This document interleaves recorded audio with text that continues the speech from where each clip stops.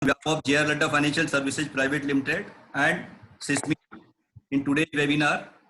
So before we start off the further discussion, I would like to just brief about the JRL, who is JRL. So JRL is an organization which is into existence in the last 30 years. We are into corporate financial advisory, where we do corporate finance, investment banking and the wealth management practice. And we have this startup fund partner also. And currently we have $1 billion assets under advisory in our company. Then we have a lot of MSME clients with whom we are interacting on daily basis. We are helping them in various ways. And we are thankful to SISMI for joining hands with us in today's webinar. And they have given a good support to us also. And we have Sushilji and Reddyji from SISMI here. So we will listen to them also. And this MSME sector is very potential from many point of view, which we will discuss in the detail. So in today's webinar, we have invited participants or attendees from various backgrounds. So we have the founders from MSME sector. Then we have the partner, then the principals from the private equity venture capital fund.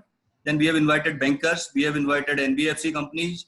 We have invited rating agencies also, and some of the government officials also who will participate in this webinar. So this is a forum where we can interact in detail that how the MSME can get the private equity venture capital funding and what is the potential and what are the areas where they can look for the private equity funds and the venture capital. So it is our privilege that we have great panel of speakers. They are veteran from their industry. And the advantage is that we have Mr. Sushilji also, who is from the MSME or maybe from the large corporate side. So we will listen him also what his views on the sector. So friends, as you know, the promoters of MSME sector are putting their own money and they are putting money of their relatives, friends. And in spite of it, they are struggling for more money and this money is not sufficient.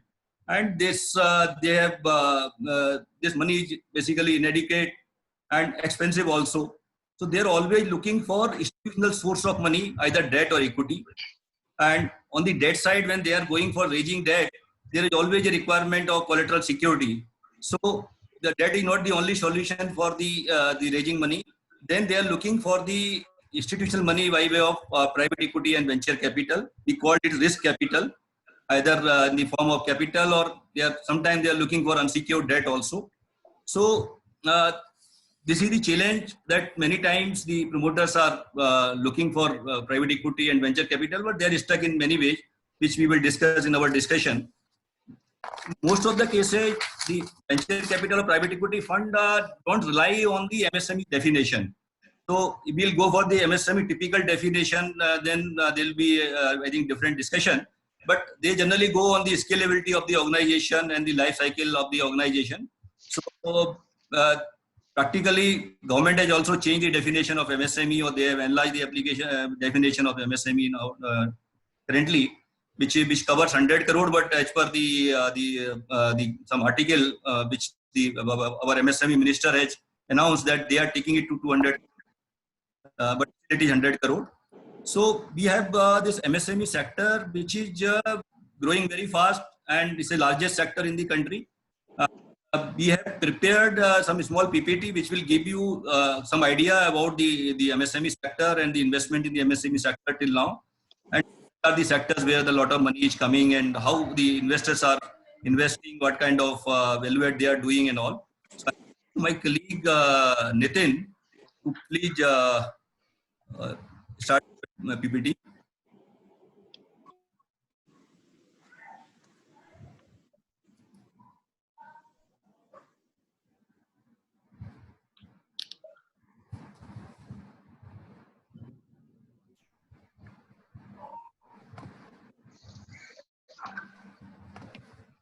Yeah, Nitin.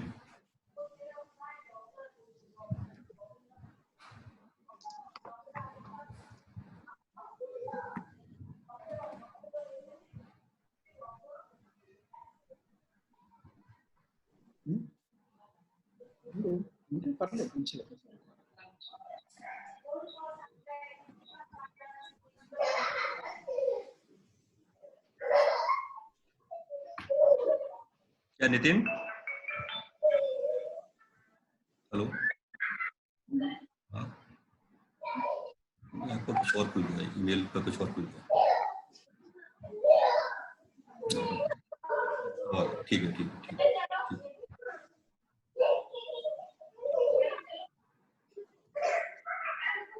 So friends, this today's topic is venture capital, private equity investment potential in MSME sector and government fund of fund initiative. Key topics which we need to discuss today are the key parameters for equity investment in MSME sector, how to choose right equity investors. So these are the parameters which we have already sent to you through our flyer. We would like to discuss the key landscape of MSME sector in the country. So currently, if you see the total more than 6 crore MSME units are there in India, something around 29% of India's GDP, and the overall export is something around 45% of the total exports of India. So these are the qualitative things of the MSME sector, where the MSMEs are contributing in the various ways. So employment, they are providing 12 crore employment in the country. Then growth rate is more than 10%. And this last point is very important, that government envisage that the 5 trillion economy GDP by 2024. And out of that, 2 trillion GDP will come from the MSME sector. So this is a very, very important point which we need to discuss. Then we have a lot of this recent development or recent measures were taken by the government. So they have enlarged the definition of MSME. Now 100 crore up to 100 crore of turnover companies can take the advantage of MSME. Then collateral-free credit lines. This is again a major advantage to the MSME sector. Then this extension of subordinated debt, they want to give the subordinated debt to the stress assets, stress NPA, MSME. Equity infusion, which we will discuss also. This allows to global tender. This is another advantage. And e-market linkage. So these are many things which the government has done for the MSME sector. It's a welcome move. And definitely the MSMEs will get the advantage of it. Then next, we have some data where we have just tried to capture here. Is, the PE investment, VC investment in the country started in 1990, and in the start, ICICI Venture or UTI or Chris Capital practically took the lead. A lot of other funds have started investing in the MSME sector. A very strong destination in terms of PE investment. Currently, more than 500 AIFs are there which are registered in India. Then the major equity had gone till now in the large companies, the large deals, rather I'll say, and the private equities are investing majorly in the business where the asset-light model is there and the high potential to scale up the organization. Major areas when the private equity investors are looking to investment. Nitin, can you go on the back? Nitin, can you go back?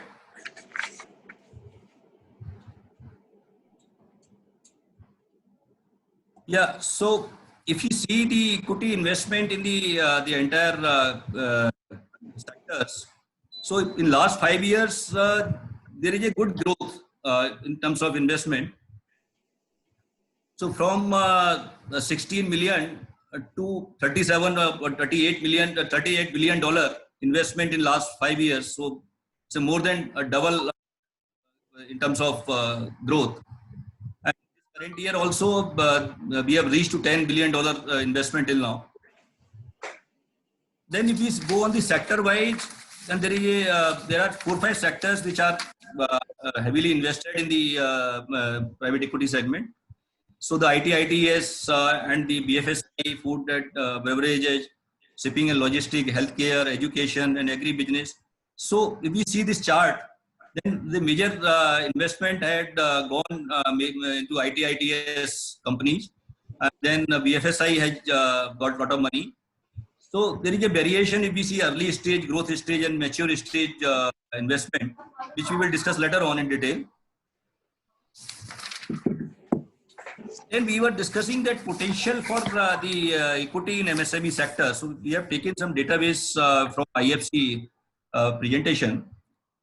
It is although it is a little bit old, but they have shown, they have done the study where there was a requirement of total $280 equity in, requirement in the MSME sector. Out of that, $223 billion demand is excluded because the company will not be eligible for the equity investment because of certain reasons.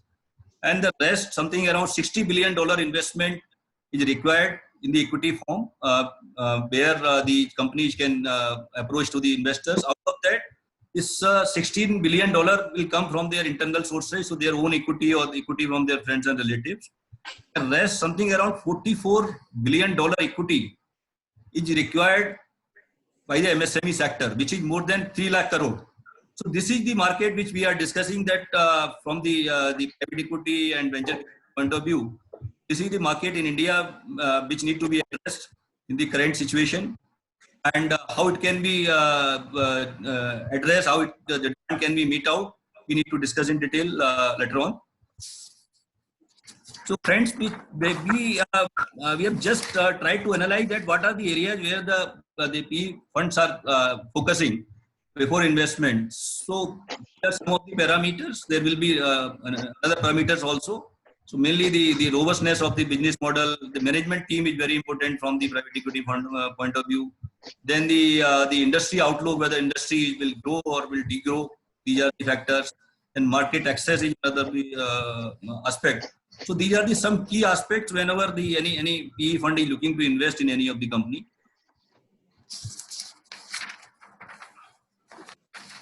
Then what are the areas where the private equity investor or venture capital investors are investing? And we have tried to cover up that whenever you are selecting a MSME promoter, a founder, any private equity fund or venture capital fund, you have to just see that what kind of parameters should be there, because you have the right to choose your private equity investor also. So it is better to know your fund well in advance. There, you should check about their weaknesses and strengths also. Then what will be their right and duties, which it is very important. Then exit strategy, it can be discussed. I think initially that will be helpful.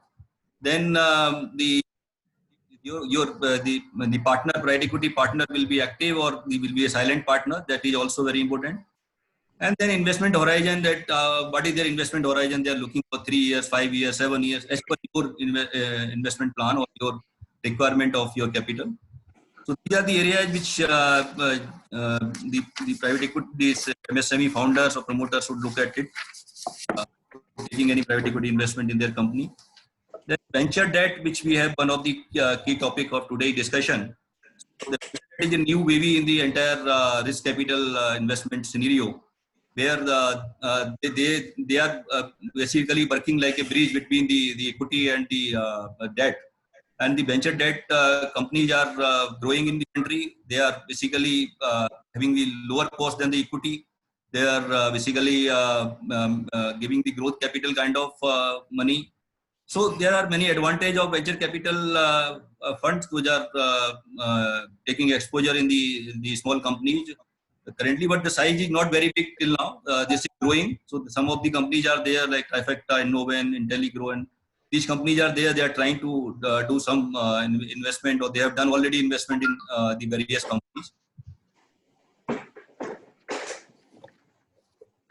Then this is a very important slide from the investor point of view, which we need to discuss in detail. Whenever MSME founder and the promoter is going to raise equity, he has this question in his mind before approaching to the investor. So the how and when to raise funds. So we need to cover these points whenever we are deliberating our discussion. So this is a big question when we are talking to any MSME player. He is asking that when I should go and when I should go for the raising equity in the market. Then what will be the valuation of my company? How much I should dilute? Then who will be the right investor for me? I should dilute majority or minority. So these are the areas which the MSME founder is always looking for. They are looking for help, guided by somebody in these areas. And so we advise always that whenever any MSME player is going for investment from the equity investors, they should try to take the help of their chartered accountants or the investment bankers or other advisors who are having good name in the market, so they can help them to address all these questions, or they can directly contact to the investors also. So nowadays, a lot of investors have their direct access also. So you can go to their website and log in, and then you can submit your details.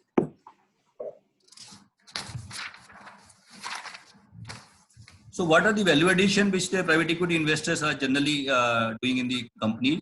So they are investing at the early stage, then adding value and helping in the exit also. And they have horizon of investment horizon of 3 to 5 years whenever they are investing. They can leverage their experience and expertise to take you global to the global market. That's a very important point. Then they work with the portfolio companies extensively. In this COVID situation, you will see that many companies, the many investors have already done a lot of hand holding for their investing companies, and they are supporting in a big way. And there are some examples are there at Lal Pathlev and Viva and all. These are the successful stories where each company started raising money from the equity investor, and they have reached to a certain stage. So these are successful stories in the country. There are many successful stories are there.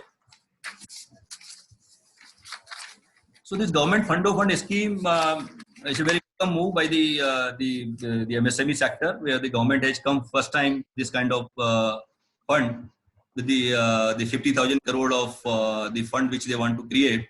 Initially, the government want to put something around 10,000 crore, and they want a 25 lakh MSME will get the advantage of it.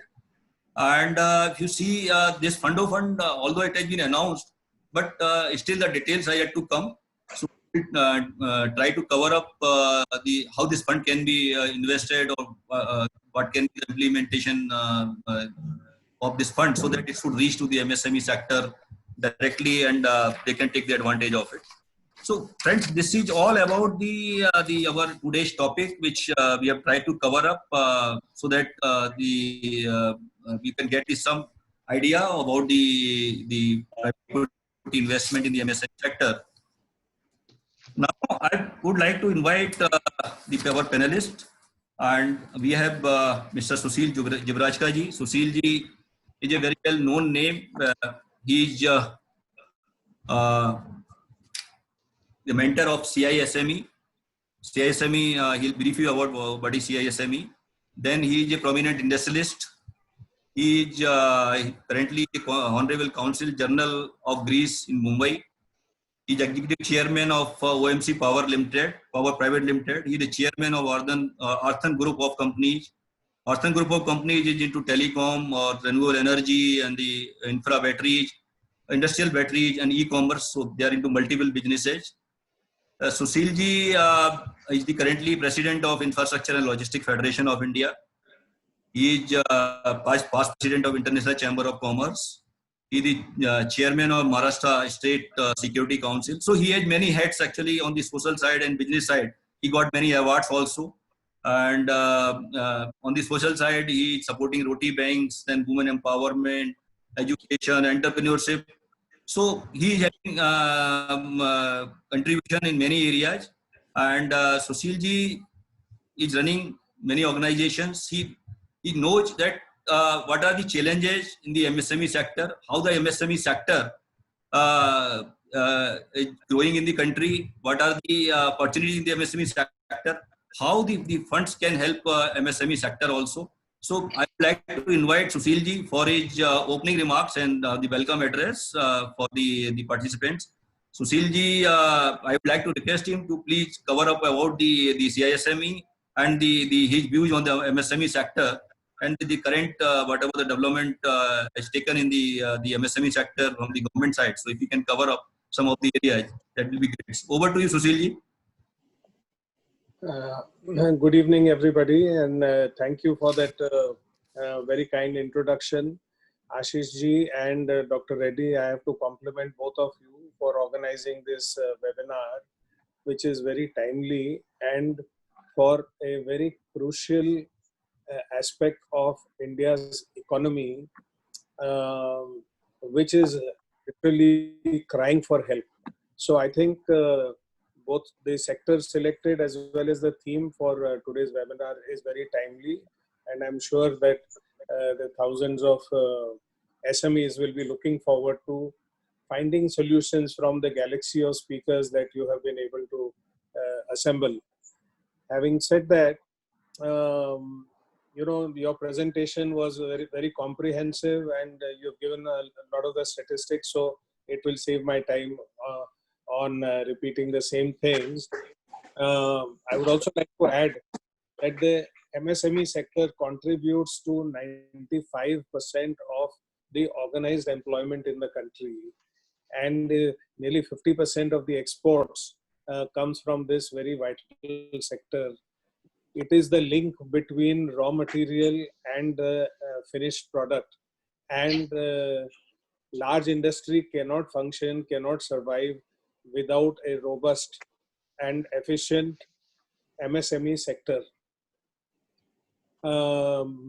Traditionally, MSME sector has remained small and continue to be small, although they had potential to grow because of the way policies and incentives were designed, and the threshold for remaining in MSME was so low that they didn't remain small. They remained actually in global definition. Most of them would be defined as micro enterprises.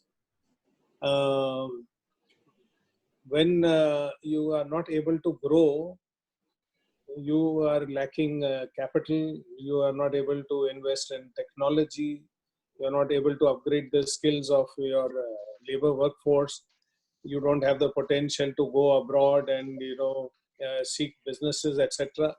And therefore, for all these years, the MSME sector has been constricted, not because of lack of potential, but because of lack of the enabling environment that is required for them to grow. So when we look at the scenario as on today,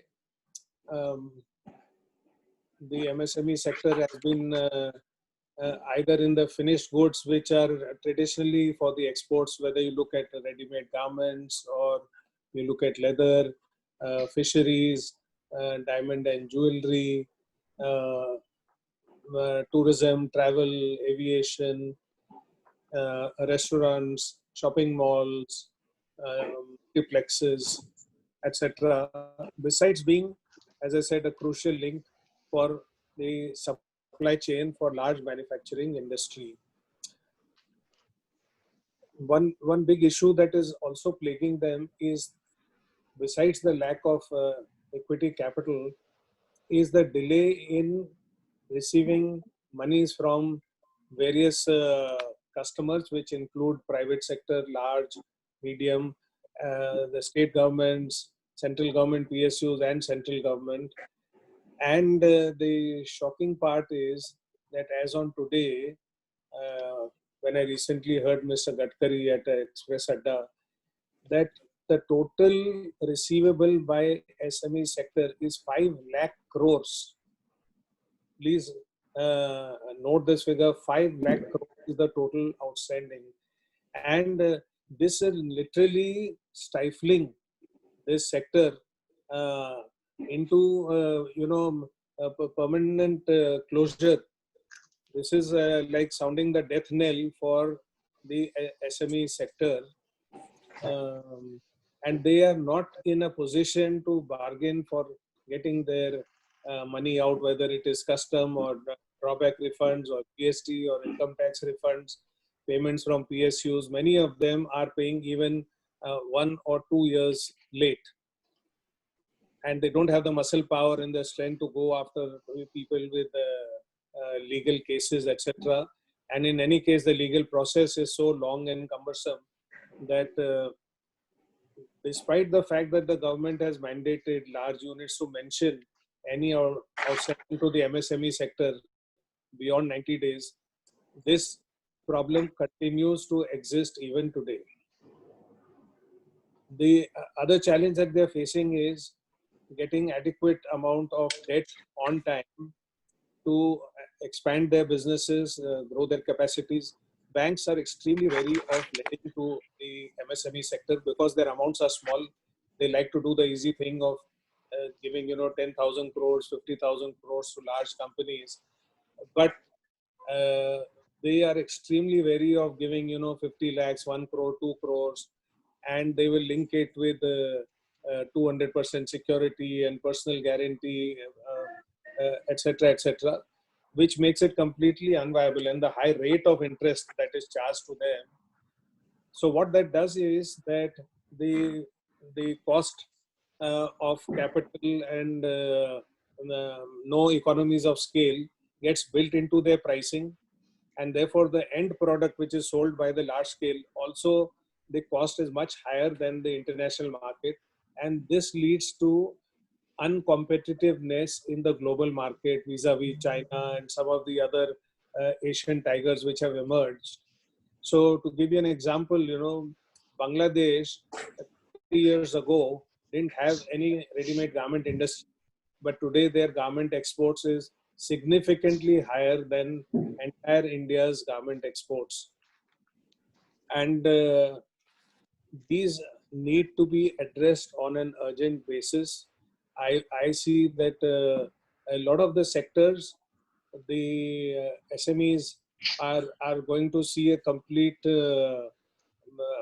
vanishing of their businesses, and those who are not nimble, agile, innovative, who do not adapt robotics and digital technologies and online marketing skills, they are going to find it very difficult even for survival going forward. So let me give you an example of how innovation has happened even in this lockdown period. The auto ancillaries, they are they've been completely shut with no business whatsoever. Uh, Now Tatas and Mahindras, etc., they have announced and they're launching their ventilators. Industrial alcohol companies have started making sanitizers. Garment export companies have started making personal protection equipment and gowns and masks, etc. So you can see that these companies, even during the lockdown period, have done reasonably well compared to those who have just been waiting for things to open up and didn't take any other effective measures to make a very swift change in their business strategy, the business model, etc. You look at education, we can see now all of us are conducting our business meetings, our conferences. Even education has moved online. Even 3-year-old kids know how to get onto a Zoom call because their education is happening online as we speak. The biggest affected sector is travel, tourism, aviation, hospitality, and large shopping malls and cinema plexes. And a large portion of this business is not going to come back at all. And therefore, they need to innovate. The real estate sector is another one which is very badly impacted. Work from home is becoming the new norm, and the IT sector feels that 33% of their total workforce can work from home, and in fact, it will increase productivity, which means that millions of square feet of real estate in the commercial area, which was occupied by this sector, is suddenly going to come out in the market, and this is going to depress the pricing of commercial property sale, as well as it will bring down the rentals significantly by 30 to 50%, depending on which area you are. All goods that are luxury are going to face difficulty. The new buzzword is going to be affordability. So even in the real estate sector, those who will get into the affordable segment, there is a huge demand. Even today, when there is an auction of Bhada flats. For 3,000 flats, there are 3 lakh people who apply. So the developers who will quickly change their business model, even the way houses are designed, because now work from home will become a norm. So the guest room will go out and the office room will come in into the design, etc. Homes will become smaller, they will be less luxurious. And because of social distancing, people will now start looking to go slightly outside these urban areas, because as we are seeing in Bombay, the due to this heavily congested situation, uh, the virus continues to plague us in a much bigger way than the rest of India. And you can expect that the closure will remain here for another 1 month, which in the commercial and economic capital is like harakiri and suicide. So coming to the opportunities, I see a very fascinating era of opportunities that are emerging, and those who like to enter this sector or those who want to switch over, the areas will be in telecom. There is a 220 manufacturer assemblers of mobile phones, but all the components are being imported. Now under the new electronics commission policy, this is being opened up. A lot of incentives are being given, and I am aware that large number of international component suppliers and manufacturers, including chip manufacturing, is going to move to India. So I see a huge opportunity over there in the value-added services, in data analytics. Then the healthcare segment. So far our investment in healthcare, especially in rural healthcare, is pathetic, one of the lowest in the world. After this, there is a realization of what we need to do. So there will be a massive investment in building our hospital and rural healthcare infrastructure. So all those who are looking at that area, diagnostic center area, will see a great demand for their products and services. For the manufacturing of, as I said, PPE kits or gowns or masks or gloves, ventilators and testing kits, etc. A huge demand is not only emerging during the COVID period, it is going to be sustained even post COVID. Pandemics are not going to go away. It will come, re-emerge at some time in some other form. And, the way of life, people, when they go out, it's going to become mandatory to wear masks, etc. So this will become a new norm, and therefore that brings about huge opportunity in the IT sector, because everything is moving online, uh, and so many new emerging technologies, particularly artificial intelligence, blockchain, machine learning, augmented reality, virtual reality. These are going to play a very important role in the new digital economy that is going to emerge post COVID, and therefore those who invest in this sector, they are going to see very good returns. The chemical industry is also going to see a lot of potential. Renewable energy will get accelerated. Smart meters is another big opportunity that is emerging. All the electric, gas and water meters are sought to be changed, and this is a 2 lakh crore emerging opportunity which can be addressed by the SME sector. Education is moving online, so again, those companies who are getting into online education, they can expect very good potential. Robotics, with migrant labor moving back, a lot of them are not going to come back because they will get absorbed in the local rural economy through Manrega to build rural roads, rural housing, rural healthcare infrastructure. And therefore, companies will have either to automate or they will have to upskill and reskill their existing workforce to be able to meet that gap, and therefore skilling companies also will see a huge upside in their business.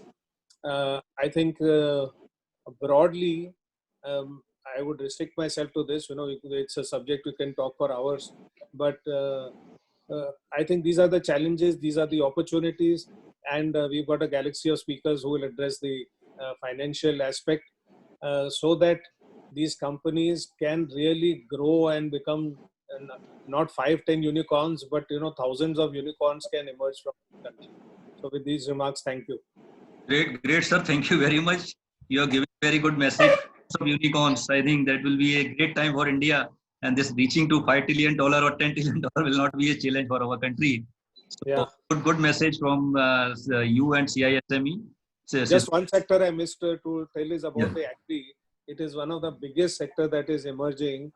The 3 transformational policy changes that have been done, the government has removed the clutches of APMC markets. Today, corporates can go and buy fruits and vegetables directly from the farmers, and interstate movement restrictions have been removed, and also removed the Essential Commodities Act. And a 1 lakh crore fund has been set up to build the rural agri infrastructure. So, cold chains and warehousing and logistics and farm equipment, etc. They are going to see a big boost, and therefore food processing industry will also see a massive opportunity. Great, sir. Great. So I think you have given 3 lakh crore of investment horizon, 2 lakh crore in the emerging opportunity in the various sectors in the MSME side. So, as you rightly said that avashyakta is aviskar ki janni hai. So now because this COVID situation, a lot of businesses are shut down and people are sitting at home. So these MSMEs are doing a lot of innovations in different areas. They are making this ventilator, mask, and other things, all sanitizers and all, which is maybe the requirement of today. But later on, what will be the requirement depend on many factors. But definitely, you have told that telecom or the renewable energy, healthcare, then the food processing, robotics. So I think our attendees or the participants will get some clue. Will be getting some clue from the your discussion that what kind of sectors will grow and what can be the industry which they can set up and they can look for investment in these areas.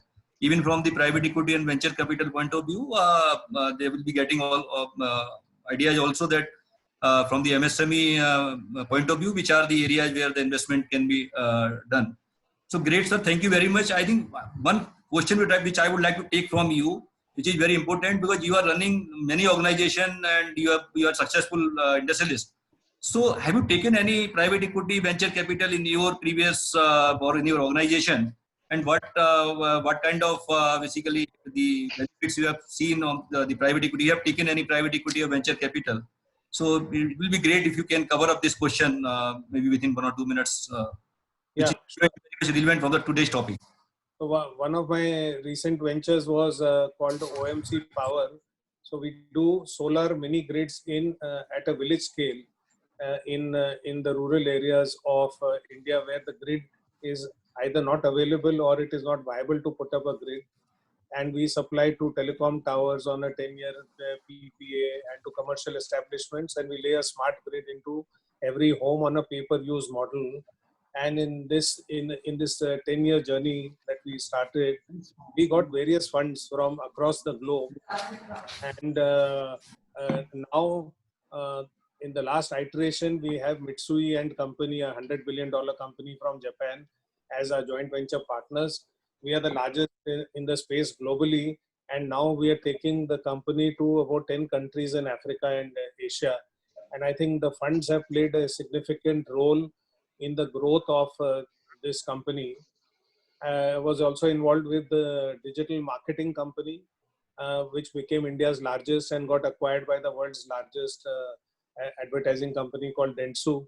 And that is a case study on, how funds can play a significant role in success of such kind of ventures.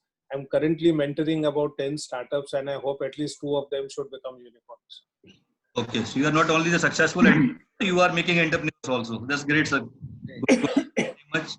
So now we have the big name from the PVC industry, Mr. Sasha Mirachandani. I think he the person he started investing in the startup and the MSME sector when the country was not much aware that this how the private equity investment will be done and all. So he is a veteran in the industry, and currently he is running the organization called this K Capital. He is the founder of that K Capital, and he has set up he was the co-founder of Mumbai Angels, which is a well-known name. Mumbai Angels is the largest angel network in the country, and they have invested in many companies also. I am Ahmedabad passed out, and I think nobody can be better than him in today's discussion, because the today's topic is very much relevant from his point of view. And this K Capital or Mumbai Angel has invested in many companies in the MSME sector, and they have successfully exited also from many companies. So I think his point of view is very important for all of us to understand the investments in the MSME, how it's basically helping the existing companies, because not new investment, the existing investing companies are struggling a lot for the capital or for their survival. How they are helping these companies and how they are putting more capital, taking them forward. Then the new investment also, how do they see that new investment can happen in the various MSMEs, and be the parameters, what can be the areas where they can look for investment, whether the ingredients will be same or there will be the new ingredients for investing in the MSME sector. So I will request him to please cover up these points, and I would like to invite him for his deliberation. So over to you, Sasaji. Thank you. So Ashish, thank you for the invite, and Dr. Reddy, thank you for the invite, and Sushilji, thank you for introducing me to these gentlemen. Ladies and gentlemen, thank you for your time. Can you be a little louder, sir, please? I said, ladies and gentlemen, is it better now? Yeah. Thank you for your time this evening. What I've done is I put 20 bullet points together about my view of why I remain very excited about India. So what happened is post-COVID, which was March 6th, 15th, whatever date you want to put, we had an annual day, which means all our investors come to India on that day and listen to our portfolio companies. But before that, towards the end of February, I was in touch with a lot of my Chinese friends, VC friends, and I started getting very strong signals that all was not right with the world. And we realized that this COVID situation, we were not calling it COVID in those days, whatever it was going to be worse than we anticipated. So we said to our portfolio companies that we need to be very, very careful about cash, because cash is king, and have a longer runway for this. So we said we must have an 18 to 24 month runway for all our companies. So for the last 45, 50 days, all we've been doing is working with the portfolio to get to 18 months of cash minimum. Where we are after a lot of hard work in the last 2 months is we are about 70% of our companies have reached this threshold of 18 months of cash. So I highly recommend anyone running a company to at least have 18 months of cash, because the reality is no one knows when this is going to get fixed. Just today in the Financial Times of London, Merck, the large pharmaceutical company, talked about the fact that the vaccine may not be ready in 18 months. Because if you think about it, this 12 to 18 months, who came up with this number? Most vaccines take 5 years to fix. So the reality is that we are in for a long haul. Now, everyone talks about U-shaped, V-shaped, L-shaped. I'm not an economist. I don't know the answer. But I believe that we plan for L-shaped and hope for U-shaped. If you do that, then you should be okay, because touch wood, the situation gets better faster. We'll be in a position to bounce back faster. So this is where we are as far as the world is concerned. The points I put together are the following. When COVID happened, COVID, in my view, ladies and gentlemen, is like what demonetization was to payments. Let me repeat. COVID is to digital in our country what demon was to payments. That means I see an explosion towards digital. So everyone running an enterprise on this webinar, I would encourage you to think about digitalization, because it's going to happen incrementally, very, very fast. And my father runs a consumer electronics company, and I can see that in 45 days, he's doing more sales online on Flipkart and Amazon than he's doing with his 1,000 years that he has across the country. And there's an old world electronics company. So we see a huge shift, and that's very, very good for our ecosystem and for India. Most of you have heard of Jio, the deals that they've done in the last 1 month. It's incredible. You've got Facebook with 5 billion, Silver Lake Partners, you've got Vista Equity Partners, KKR. So that's been a great assessment of India right in the middle of COVID to raise $10 billion for an Indian asset. I think shows the ability, not just reliance, but of India as a country to attract money. Very, very good deal, great timing, right in the middle of all this. It's a fantastic deal for India. We're seeing very large M&A in our businesses in tech. Last year, India, Flipkart had 17.5 billion exit to, of course, Walmart. That was a fantastic deal.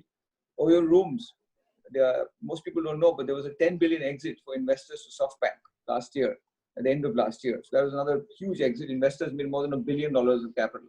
And I remember Ritesh pitching to me in 2011. He was just a 19-year-old. And now, he created a business of $10 billion. We can debate the value, whether it's 10 or 5 or 20. But the point is he created a 10 billion enterprise value. And people actually made money. Their money is in the bank as we speak, which is phenomenal. I am very, very excited, ladies and gentlemen, about the early stage ecosystem. I've been investing for almost 20 years. And the quality of entrepreneurs, many of them on the call today, are the best I've ever seen in my career. So I'm super excited because the quality has been getting better and better and better. Because more and more people say, why should I work in a job? I've seen a friend of mine, he or she go out and build a business. I can do it too. And therefore, you're seeing really high quality entrepreneurs. You're seeing founders work in companies like Flipkart, Ola, BlackBuck, and so on and so forth. And now they're saying that let's go do our own business. And so we're seeing really high quality founders. Very exciting. You take a sector like e-commerce, ladies and gentlemen, the new sunrise sector. E-commerce, data tells me by reading McKinsey reports, etc., explodes at a GDP of 4,000. That means the headroom for e-commerce is massive. Our GDP, as most of you know, is 2,000. So we have massive headroom in sectors like e-com. But if you even look at old economy sectors like my father's business, and even Sushil has been in that business for years, which is consumer electronics, makes televisions, washing machines, etc., under the Onida brand. And even there, when GDP touches $3,000 is when it explodes. And therefore, even old world industries like old companies like that have a huge headroom in our country. Like, for example, if you take the AC industry, data tells me that it should have been 18 million ACs a year by now. But now it's only 5 million ACs in India. So you can imagine the headroom where if we had our policies right, we should have been selling 18 million ACs as a country as of 2020, but we're only selling 5. So you can imagine the opportunity in a category like air conditioners. And then if you take washing machines, microwaves, it's even lower. And now with COVID, more people are going to be doing their own work. And therefore things like microwaves, washing machines, sales are just exploding. Even in the last 1 week, his sales have really taken off in these categories.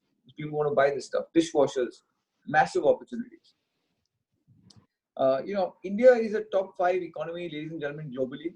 So the good news is no one can abandon us. It's our own policies that we need to improve to get people to come.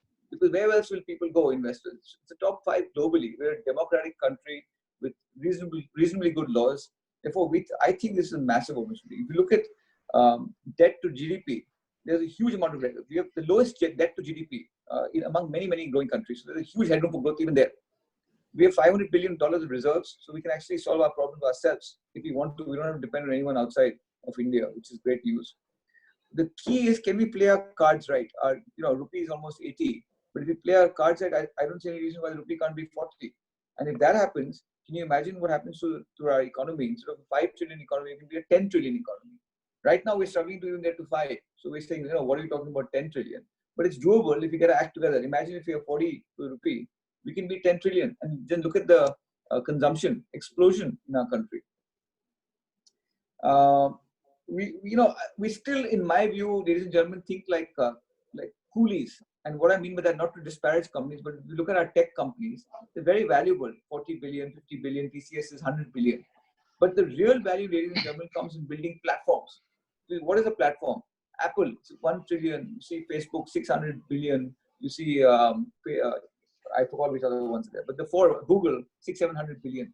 So in my view, the first platform company out of India is without a doubt Jio. It's currently valued at about 70 billion. But I can't see why Jio can't be 300-400 billion, maybe 500 billion company in the next 5 to 7 years. And Mr. Ambani is leading the way. But I feel that even funds like ours can fund the next platform company. And then hopefully there are many entrepreneurs on this call who want to build platform businesses, the most valuable businesses you can ever build.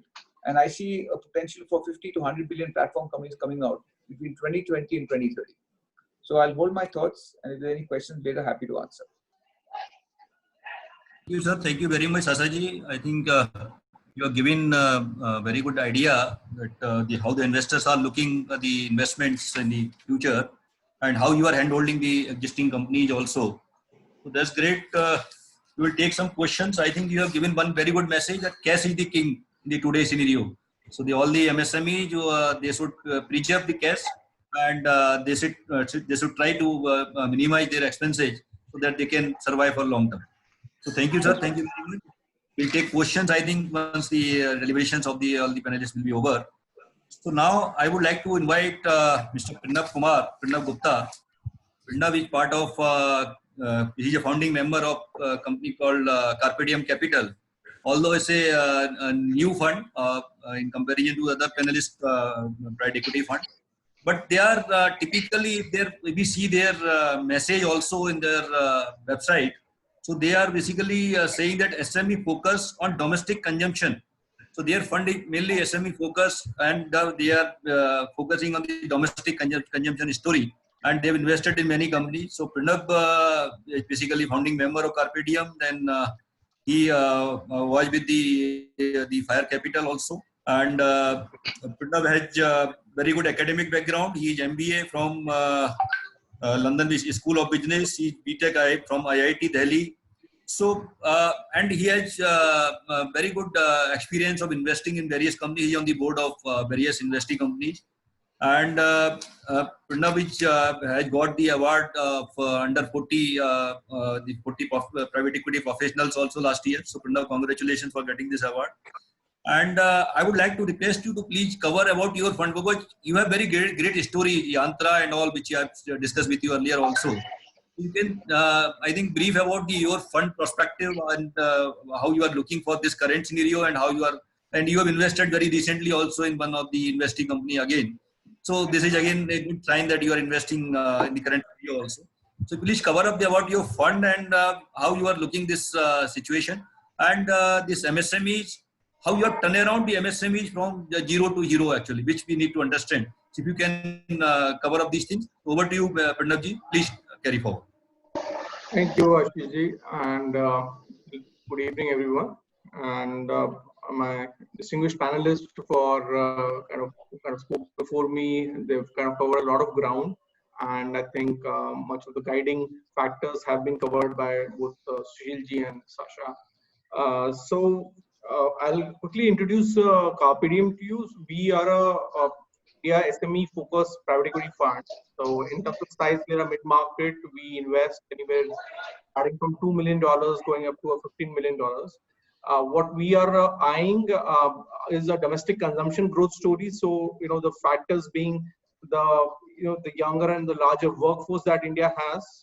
India is expected to have close to 20% entire world's working population. So that's a big micro trend right over there.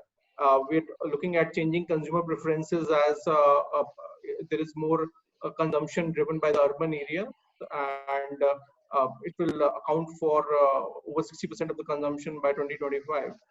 And then we are looking at shift in population to middle and affluent class from the lower middle class, combined with some demographic changes. There is an increase in nuclear families. So those are the sort of drivers we are looking at, and we look at companies. Our investment themes are consumer brands. We look at organized services, and we have invested across 8 companies from our first fund, and we recently made an investment into a portfolio company from our first fund. We have made a follow-on investment from our second fund. So that's what Ashish ji was referring to. So in terms of our role with these companies, we although we are a private equity fund, we kind of come in at a very fairly early stage. We are active participants with our portfolio companies, help them out in terms of how to think about strategy, capital structuring, operations, and that we kind of lean a lot on our the network that we've got and the senior partners and industry veterans that are there on the board. For example, one of our companies, which was the F&B chain, it started out with 3 retail units. It's today at 40 units, of the largest one in Northern India. And that's the kind of growth that we've been able to achieve with some of our companies. With respect to specifically what Ashish ji was referring to, is a company called Yantra, which is into refurbishing smartphones and repairing smartphones. That has achieved fantastic growth over the last 5 years, clocking more than 200% in terms of its growth rate.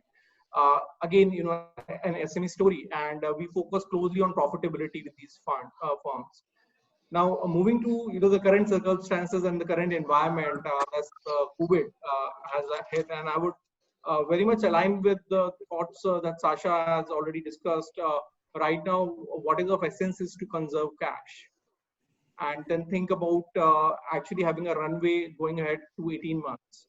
Even when we are looking at investment opportunities, my view is that the MSME promoters actually think about when they're approaching a fund, they think about more on the lines of this is how the business is going to remain sustainable and what will be the growth prospects, and maybe given the ambiguity, come up with scenarios under which how the business is going to move. And that would because this is going to be a pitch around getting growth capital rather than some action capital in any which way. Strongly advised to kind of firm up their pitches and orient them on how the growth is going to be a sustainable one. So yeah, that's how we are viewing the current economic environment, and companies kind of coming up to us for investment. We are closely tied to our mandate on our capital, so we look at companies aligned to those investment themes, and of course we are correcting that for the current impact, that's COVID. So we're not really looking. I mean, offline heavy business will have to actually provide a scenario analysis and telling us how it's going to kind of remain sustainable in various scenarios, and why should a growth capital is merited right now at this juncture. Ashish ji? Thank you, Pranav-ji. Thank you very much. I think you have given some of the insights. I think we need to learn from you more, because you have a lot of stories within your investing companies. And other than also that, there is one more thing which we were discussing. Like, these companies are registered as MSME, or there is a option that they can not register also, and then you can invest. So how do you see that MSME definition or MSME registration? Because a lot of MSME founders are there who are listening to you. I would strongly encourage all the businesses that qualify to register as MSME or startups and kind of get into a more formal way of identification by the government as well, so that they can also benefit from the various schemes as government kind of extends out to the MSMEs. With respect to Carpedium, we are, as I said, we are SME focused. Our LPs also include, and it also have this criteria of having certain proportion being invested into MSMEs. So we do obtain a MSME certificate for all our companies that qualify. Okay, great. Yeah. Thank you, Pranav-ji. Thank you very much. We'll come for more questions to you. Now we have Mr. Vineet Rai. Vineet-ji is a well-known name. He is currently the Executive Director of JM Financial Private Equity. JM is a well-known name. Again, it's a large financial house in the country. They have all verticals of BFSI sector within the organization. So he is basically involved in all kind of investments in the fund. And he there with the funds in last more than 13-14 years. And before that, Mr. Vineet was with the bank also, it's ABN AMRO Bank. He is qualified chartered accountant, and they have invested in many companies and they have exited also. So we would like to listen from Vineet-ji about his perspective from the MSME investment point of view, and how the JM Financial is helping the MSME companies in investment and handholding, and then the exiting also from the companies in a good note.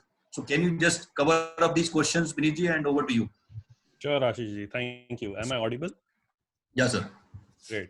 So yeah, the very relevant question, I think, so JM Financial Private Equity now has been for about 14 years. This got started in 2007. We made 13 investments from the first fund, and very proud to say that, you know, we kind of exited or partially exited all the 13 investments. So I think, and that is the key to this whole PE industry. You know, coming to our second fund, we've already made 5 investments.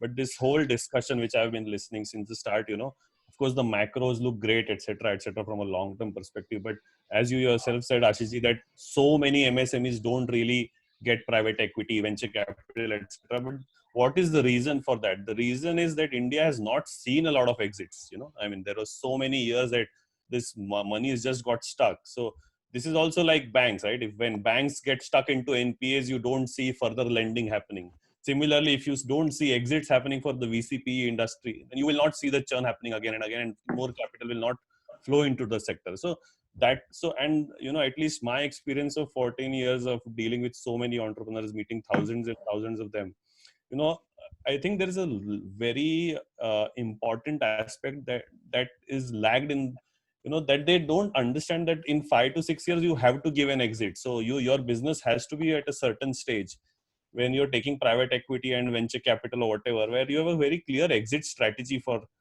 you know, that fund.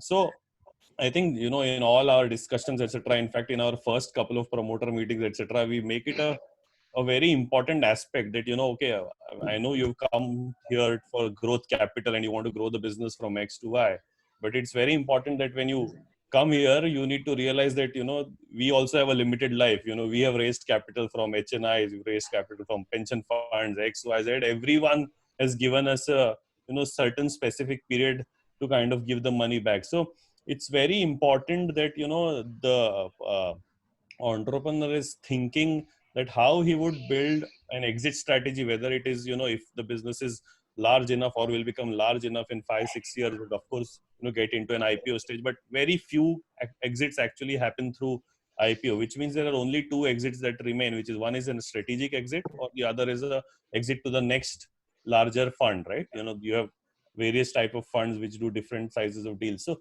for that, of course, you need to build a certain kind of, you know, organization, whether it is your team, whether it is your processes, systems, and, you know, so all that homework needs to be done. In fact, most important thing is transparency, so that if the entrepreneur has to kind of, if he's very serious about getting venture capital, private equity, the first thing is that, you know, even without having those funds, is he really running the company as if it was public money? You know, that I know you mentioned those points in corporate governance, etc. So that mindset change has to really happen even before the private equity or venture capital, you know, money kind of comes in.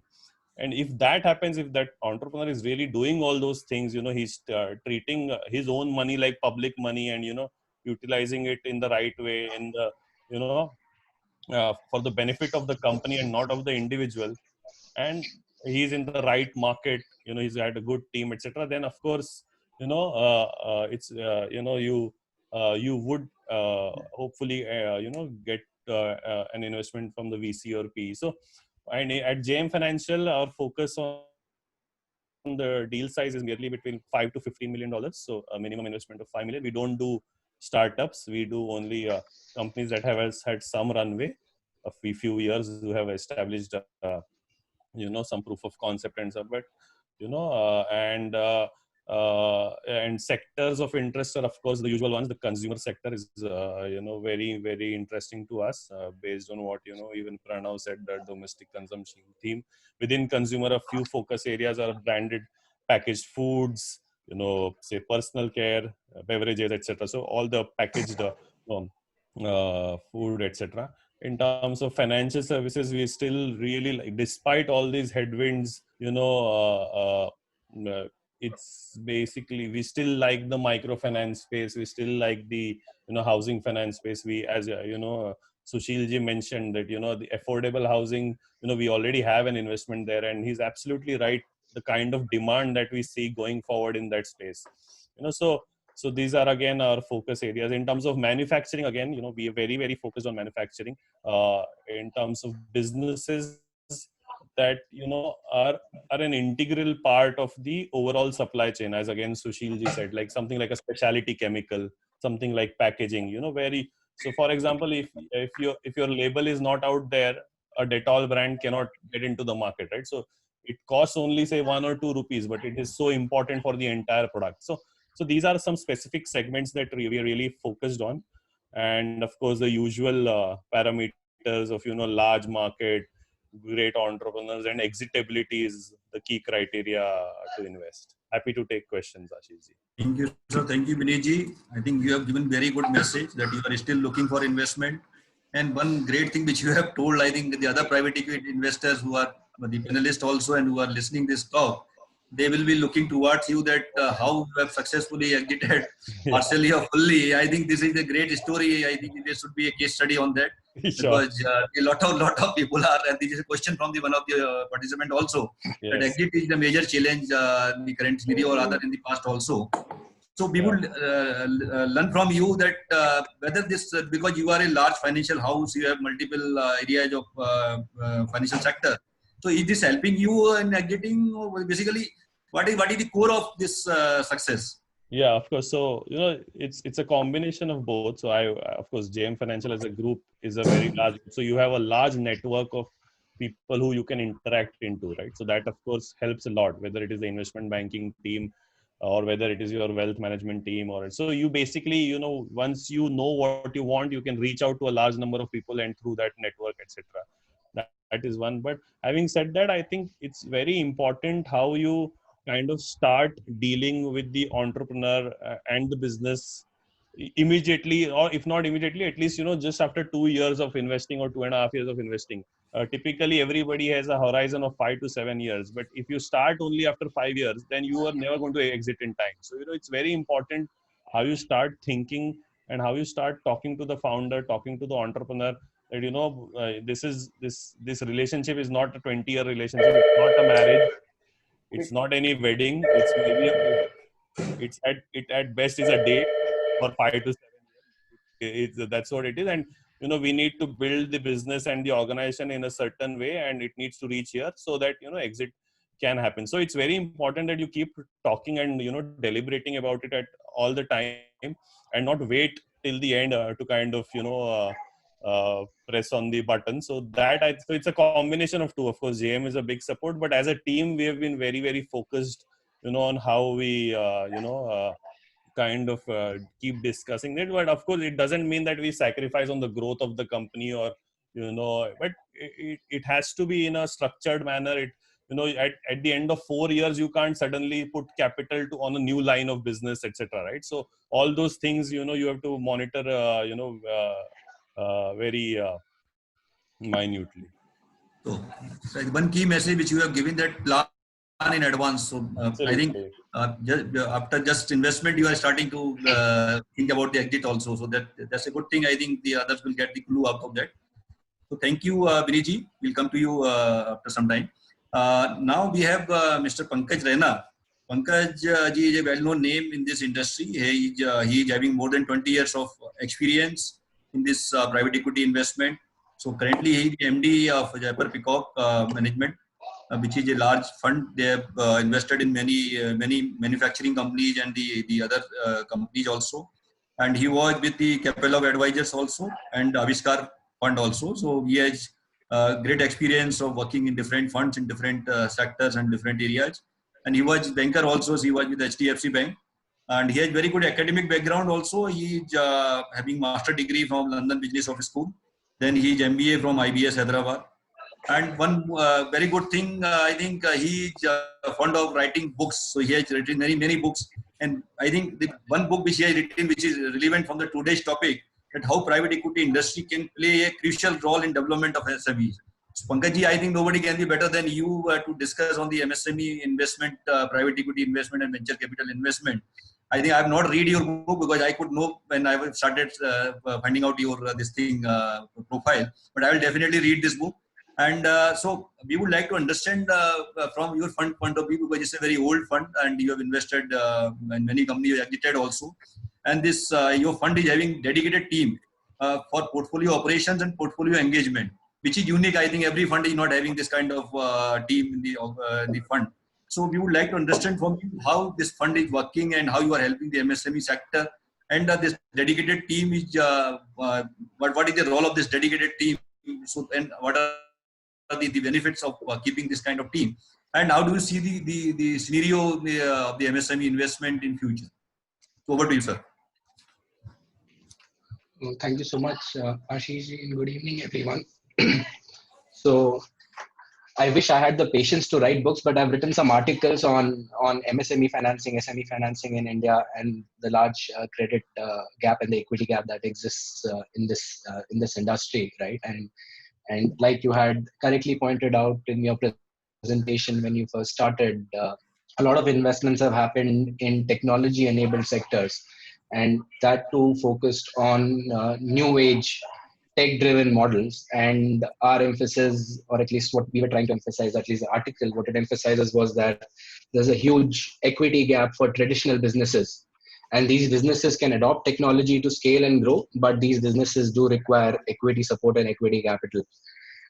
Also, another observation about how the Indian private equity industry is constructed, we have a lot of venture capital funds to chase technology type transactions, and we have mid-market growth and late-stage equity investors, and very few funds who invest between $2 to $15 million, like my fellow panelists here, in businesses and help them achieve scale and growth.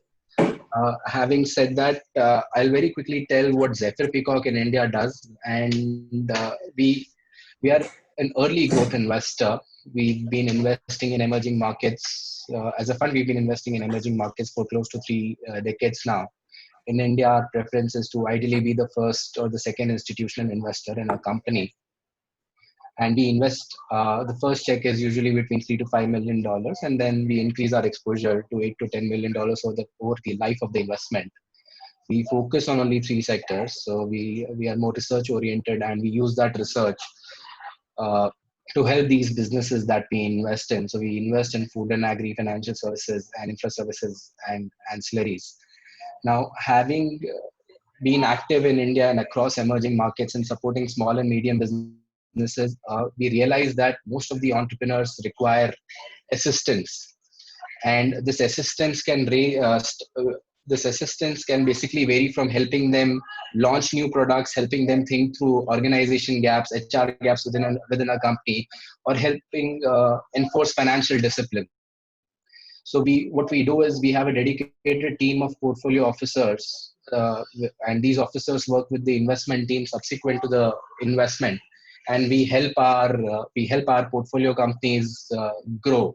So to give you specific examples, for one of the businesses, given that we had actively invested in Africa, we worked with the entrepreneurs to identify products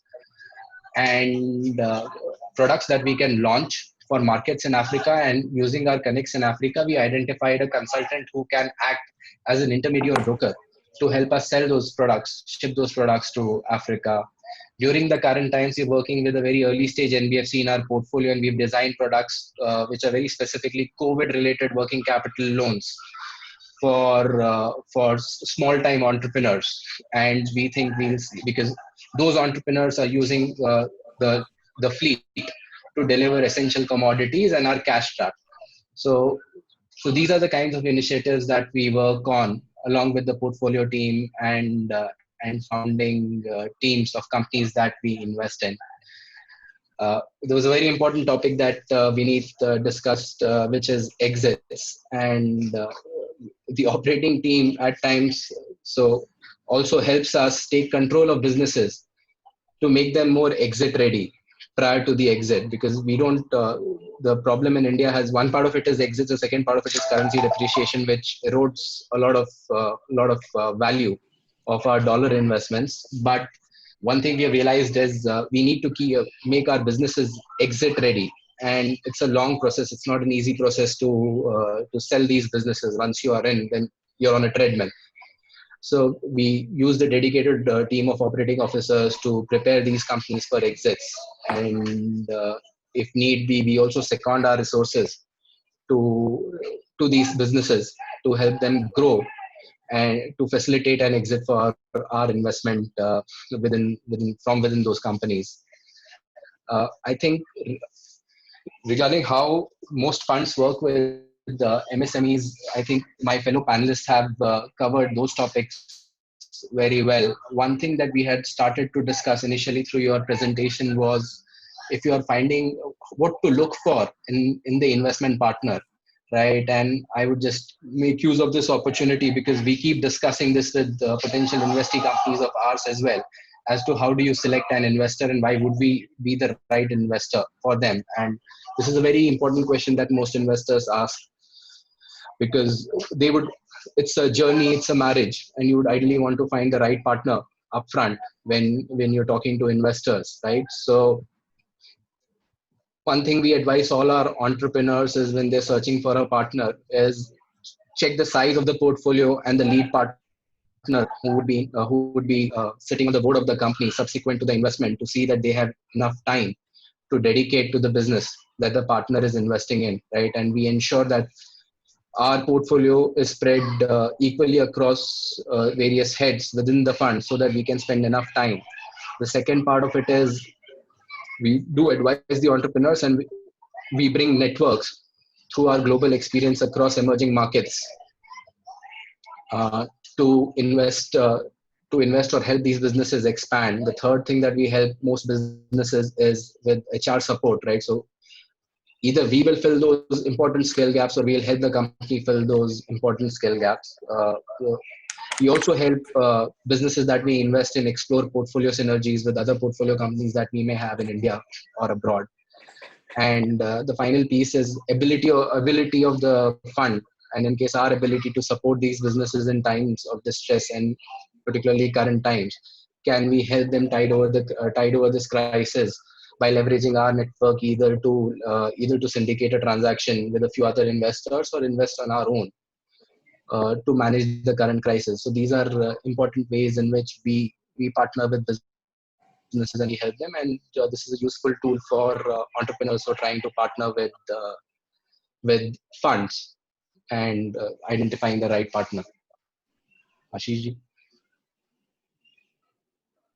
Your advice is very much important for all of us.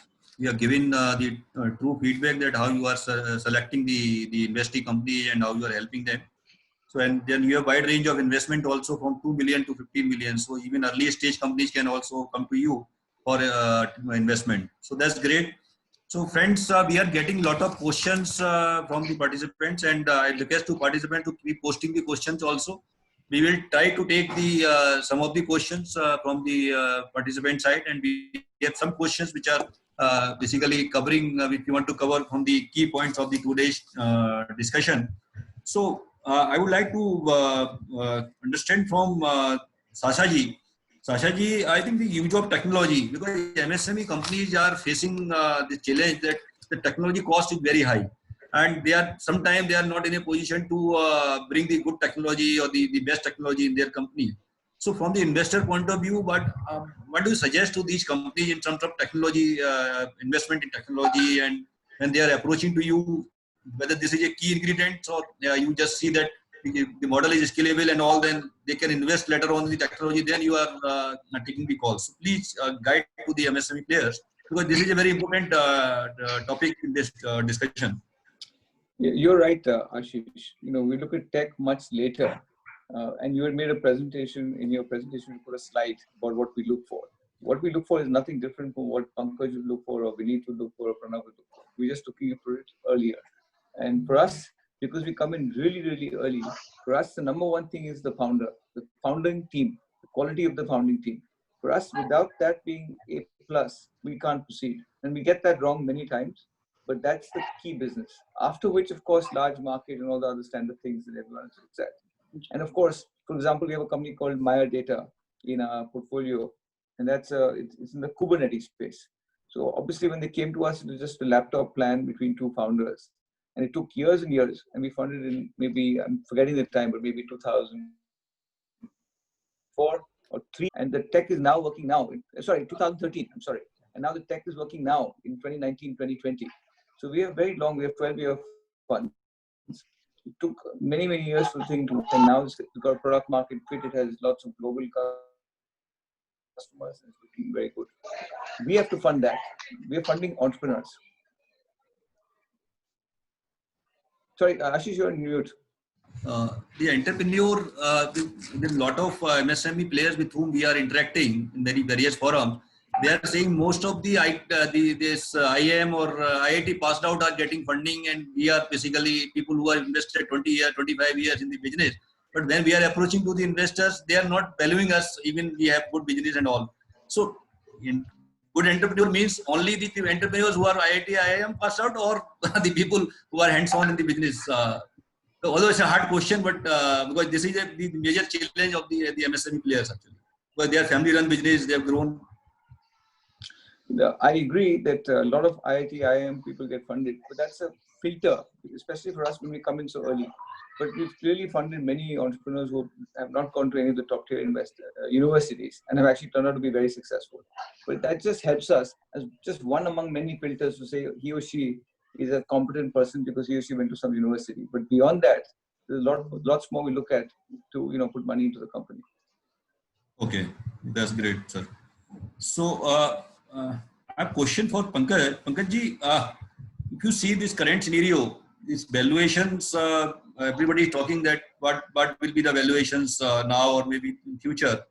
So from the valuation point of view, can you give some idea that what is the impact on the valuation? Not very specific, but definitely there is a impact on the valuation. And what kind of additional parameters which you are looking for from the valuation point of view in the current scenario, so that the MSME player can be prepared for that. And when they are coming to you, they should be knowing that what kind of parameters they need to have in their company, and they should get the best valuation. And the one more question which is related to that also. Many times when we are talking to these players, they are saying that the startups, they are comparing with the startups actually. So the startups who are loss-making startups don't have the turnover and all, and they are having the valuation like unicorn in some of the cases.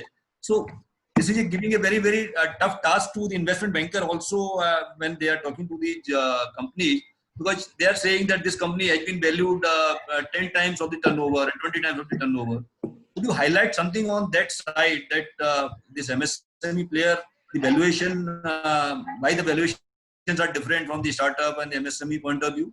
And will there be any impact on the valuation from this current scenario, or you will basically see this period as a period where you will not count as the period where the normal situation is there? So please give your comment on that, sir. Thank you, Ashish ji, for the question. I think one thing that all of us would agree on is in India, particularly PVC industry in general, value creation lags valuation, and we have to price businesses when we are getting in and then work on a part to create value so that we can exit profitably.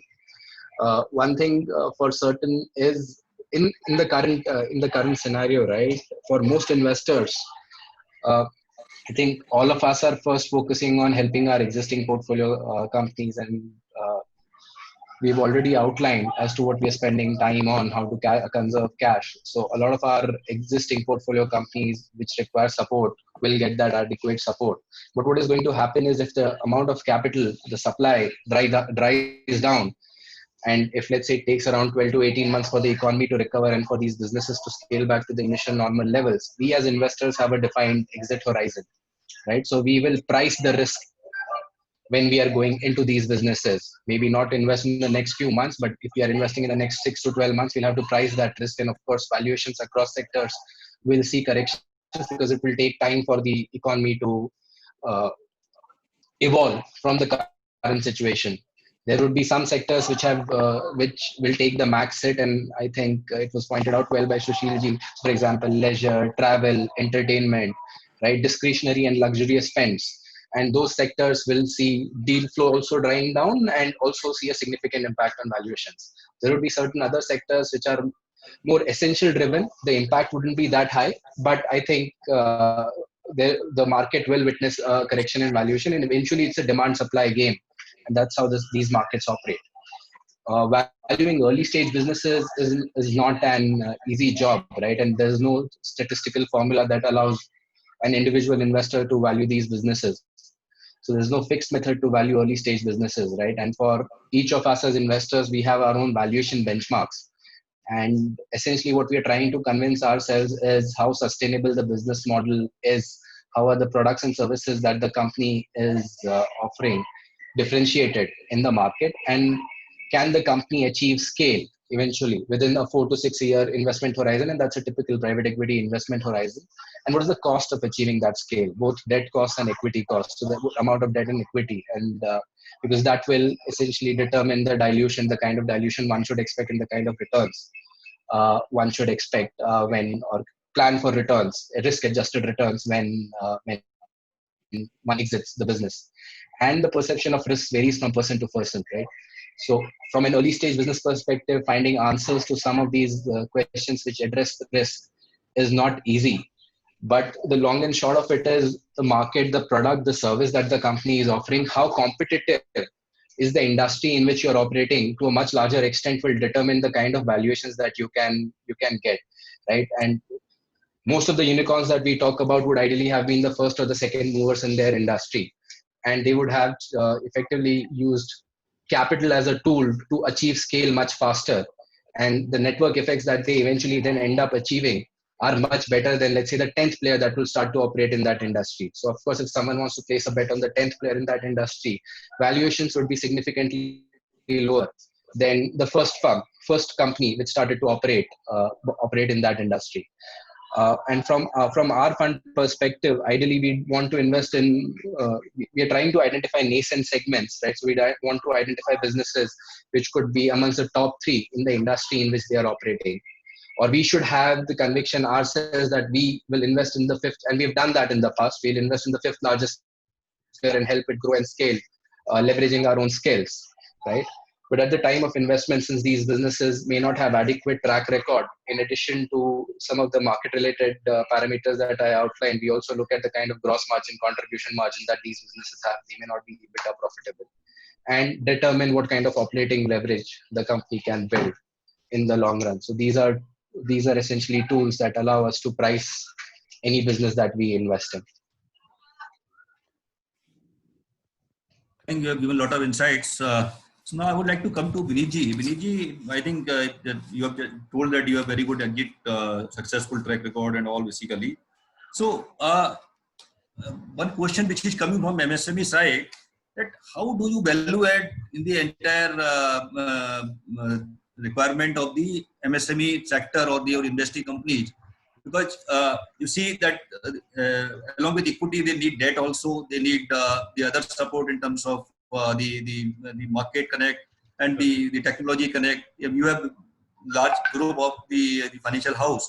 So the people would like to know that how the investors are helping or value adding and their entire requirement other than investment. So if you can cover this topic, that'll be great. Sure, Ashish. So, at our fund, of course, being a part of a large financial services house always helps. So, even in our first fund and even in our current fund, we always see how we can immediately, add capital beyond our equity, whether it is through our own NBFCs or, through, other relationships that we have. So, and the results have been phenomenal. So, for example, one housing finance company which we funded was, just about, more than a startup, say about 30 crore loan book, which had just one lender.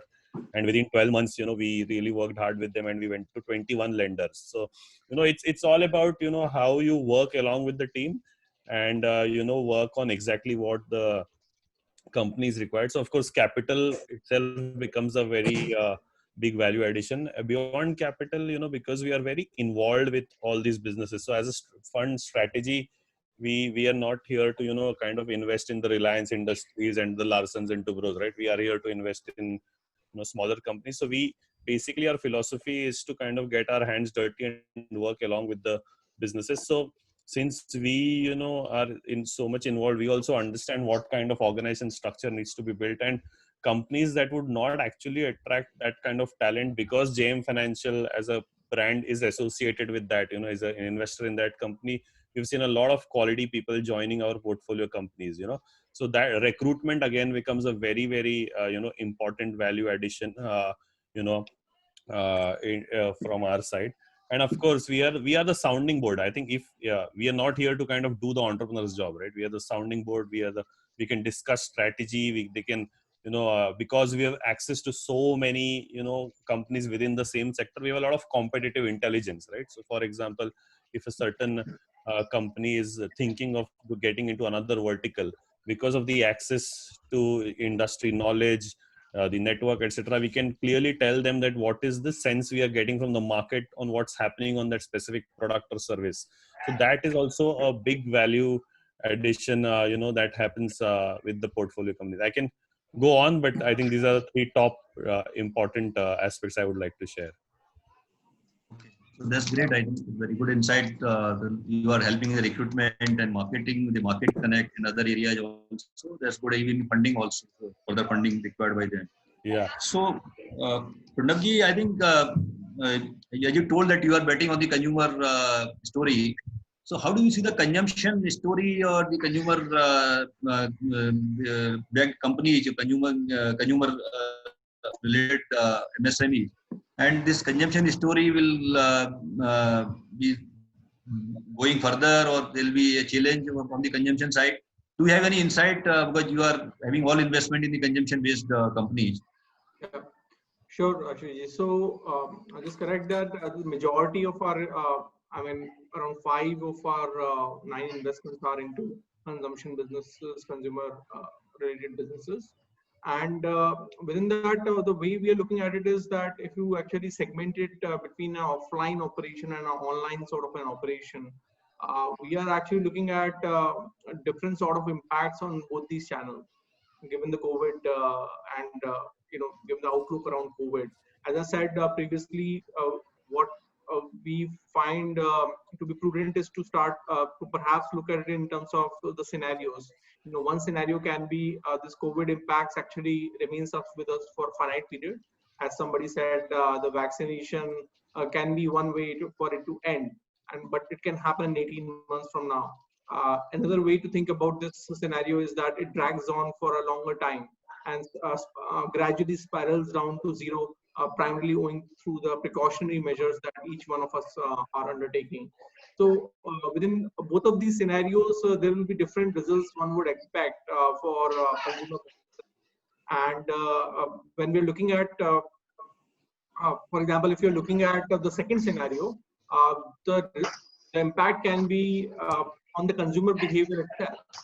And when the behavior pattern changes, your expectation around the demand side of the economy and and the way going forward would also get impacted. So get to specifics here. In offline business right now, for example, customer sentiment is cautious.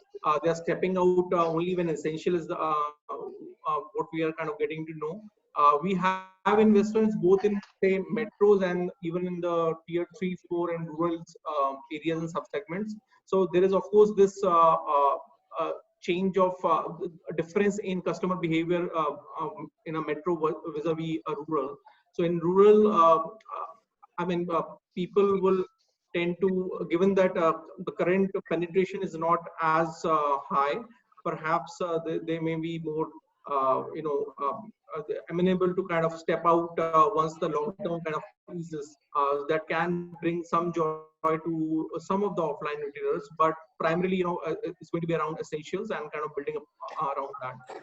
Online side, what we're looking at is there are a lot of even offline channels, offline focused businesses also kind of building out capabilities around the omni-channel theme, wherein they're building their online channel transaction enablement for the customers. They are reaching out to their customers to capture the mind share through online channel as well. So online has to some extent benefited out of benefited in the short term and long term also. I think the underlying structural trend will be slightly more accentuated.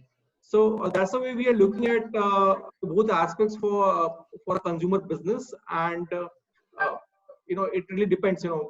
As I'm not a health specialist or even an economist, so the best we can do as an investor is look at various scenarios and how these businesses are likely to shape up within these scenarios, and then look at what is the company we're looking at, what scale it can achieve.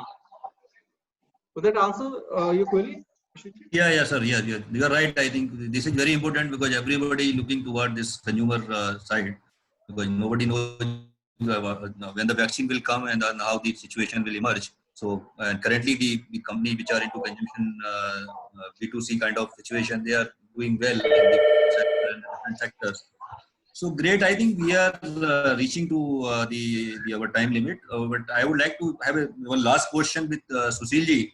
Sushil ji from the industry side, and many times which we have seen that the founders and the promoters of MSME tier 2 and tier 3 cities, these are good family run businesses and they have very good potential for growth also. But they have one thing in their mind: when they will bring the private equity investor or venture capital, there will be a lot of monitoring, lot of I think data, and they'll be imposing a lot of decisions on them.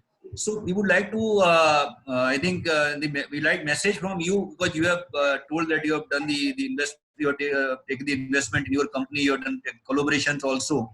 So with your experience and all these things,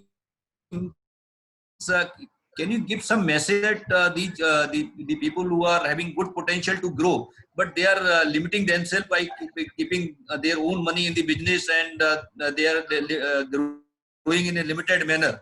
But the companies can take the private equity money and they can grow fast. This will be helping the India's economy also and their overall growth of their company also. Sushil, over to you. I think if you see one generation earlier, set of entrepreneurs, they came from a more conservative background. They had not gone for the IIT, IIM kind of education. And they came from an era of licensing where the demand was greater than the production. So they were in a fairly secure environment. And I mean, the values with which they were brought up was, कि बचाओ, अपने पैसे से काम करो, borrow मत करो. This was a kind of messaging that was given to them by their parents. But what is happening is, even if you see in family businesses, as the third generation is coming in and they've gone in for high quality education either in India or overseas, they are bringing about a transformation in the thought process, and they are willing to take risks, they are willing to adapt technology, willing to take risk capital as well. So this is one factor. You will see that change, and that is why you see a lot of the companies that are getting funded by Pranav, Vineet, and Pankaj or Sasha. These are many of them come from entrepreneurial background, but they were very conservative. So this is one. Secondly, the number of MSMEs that we have in the country and the number of funds that we have, they're completely disproportionate to the kind of potential. So even for the funds, they would rather go to the ones who are available immediately. There is a mindset to borrow capital, and whoever is hunting for it, he gets best mind share. So I think from both sides, we need a large number of more funds. We need to bring about greater awareness among the MSME sector. And I think, this COVID is going to push that. It is going to be that transformation where people will realize that unless they have growth capital and venture capital, etc., that their entire capital get wiped out in one episode like this. So on a positive note, I think there is a very bright future ahead, both for the funders as well as those who need funds to grow. Several thousand companies are going to make shift from China to India, and they will want their supply chain. It's important that MSMEs get plugged into the global supply chain, and for that they will need growth capital, because as I told you, they already borrowing. Debt is at a very high interest rate. So to be able to grow, you need both a healthy mix of equity as well as debt. And I'm sure that the new generation is going to help to bring about that change. Great message, I think, sir. You have given very good message to all the entrepreneurs, and I think they will be following your advice also. So, friends, we have already crossed the limit of our time limit. So now we would like to end up the session. But before ending up the session, I would like to invite Mr. Mahesh Reddy, who is the Director General of SISMI, for his concluding remarks and vote of thanks. Thank you, Ashish ji. Well, wonderful presentations from each of the panel experts. Mr. Sushil Jivarajka, the mentor, SISMI, Sasha ji from K Capital, and other distinguished panel experts. Well, today's presentation in the kind of situation when the MSME industry is really looking at the entrepreneurial ecosystem, what it is really looking at, hand-holding, networking, support, and the guidance. More importantly, the confidence building mechanisms. Whatever the government of India has initiated today, the intermediary organizations, whether it's the Chamber of Commerce or the networking bodies, how they will kind of fill this gap, this void, particularly in a MSME ecosystem, which is taking the worst hit of the pandemic today. I think in today's presentations, what has been brought out very clearly is, in fact, not only that, Mr. Sushil Jivarajka has also brought out this fact, in the last 1 quarter, the kind of entrepreneur registrations, those are coming up in different states, are also very encouraging. For instance, during the period of October to December 2019, just from Bihar, 8.73 lakh registrations, new registrations of this entrepreneurship, etc. Maharashtra around 15 lakh, Tamil Nadu around 9 lakh, 9.5 lakh, and UP 8 lakh. So certainly, whether the PE industry or the VC or the kind of number of funds that what we really kind of need to have in the country's ecosystem to cater to this kind of a new, budding, emerging entrepreneurial system is far higher than what we have today. Certainly, the kind of outlook of the VC and the PE industry to cater to the needs of the new mills is also, is completely in a different line today. Of course, the demands have changed. The requirements, needs have definitely have been kind of taken a different shape. As President Ilfi and the mentor SISMI, Mr. Jivarajka has mentioned, there is a great future, great roadmap that we need to kind of lay ahead. And I think the government's today's initiatives in terms of unleashing the packages, and also not only in fact, I think in the next week or 10 days, these guidelines for these MSME funds which have been announced also should be released. And definitely the MSME, well, the VC and PE industry, including the venture, angel investors, have got a tremendous role to play, which is quite evident in today's presentations. No beating around the bush, in fact. It's quite illuminating, it's up to the point, and very clear message to the, MSME community, entrepreneurship community in the country. Yes, we are here to handhold you. And, this is what exactly is the kind of situation today, the MSME industry, entrepreneurship base, and particularly the budding, entrepreneurs who are really kind of emerging out of the scenarios. And even the transformation phase, from these conventional, industry bifurcations of the diversification and the movement, emergence into new line of new needs, new demands which are arising out of not only the COVID.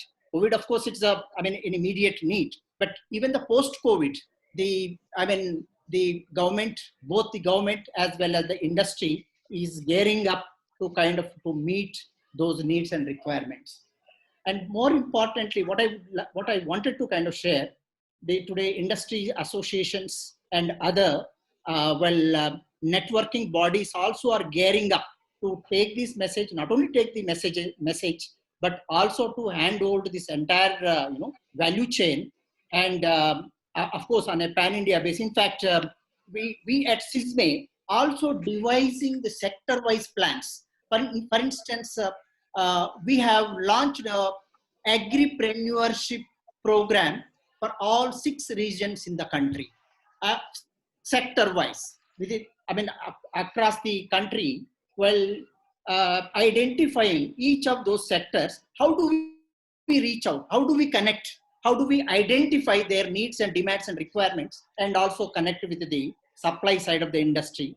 And I think that message has also been brought out very clearly in today's presentations of each of the speakers. In fact, I must thank each of the speakers for these illuminating, not only just illuminating, but it is very clear. It is not a kind of what do you call theoretical or any kind of, very clear, pointed brief that what they require, what you have, and how to go about in actualizing it. With these words, once again, I thank each of the speakers for these wonderful presentations, and also certainly we look forward to your guidance, networking. Not only the chambers, but the country really looks forward to your great guidance and hand-holding support. Thank you. Thank you all, and we will end our session here, and we wish you all healthy and stay safe. Thank you very much. Ashishji, Thank you. Yes, sir. one last word. I think we need to thank all the participants. Yeah.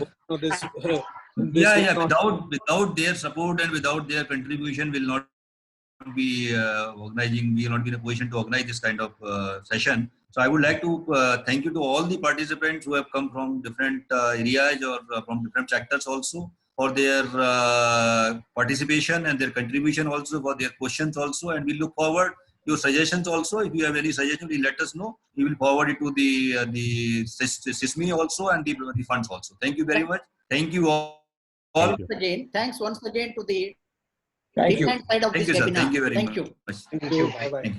Thank you.